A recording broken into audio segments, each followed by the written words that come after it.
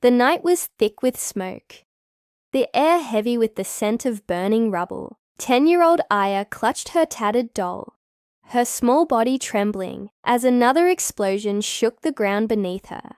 Around her, the ruins of what was once her home stretched into the darkness. Broken walls, shattered memories. She didn't understand why the world had turned into fire and screams. Just days ago, she had been in school, laughing with her friends, drawing pictures of sunflowers and blue skies.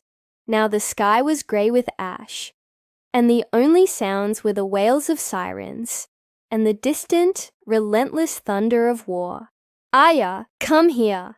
Her mother's voice was strained, desperate.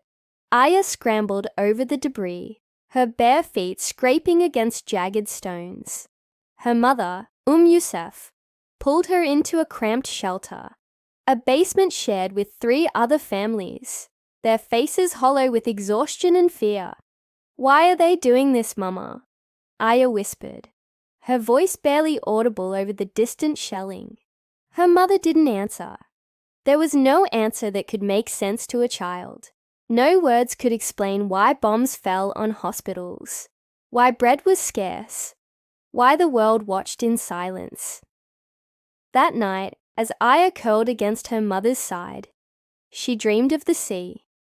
She had never seen it, but her father had promised to take her one day, before he was buried under the rubble of their neighbor's house. In her dream, the waves were gentle, the sand warm beneath her feet. There were no drones in the sky, no screams, only the sound of the water, whispering secrets of peace. But morning came with another explosion. The walls shook, dust rained from the ceiling, and Aya's little brother, Ali, began to cry. Her mother held them both tightly, her tears mixing with theirs. Outside, the world moved on. Leaders debated. News channels flashed images for a moment before moving to the next story, and social media buzzed with arguments. But in Gaza, Aya's cries were swallowed by the roar of war.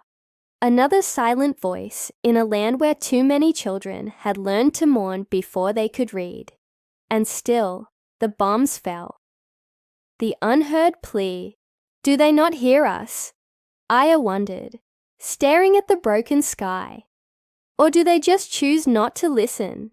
Somewhere beyond the blockade, beyond the politics and the power struggles, a child's heart was breaking. But in the chaos of war, who had time to hear a little girl's cry?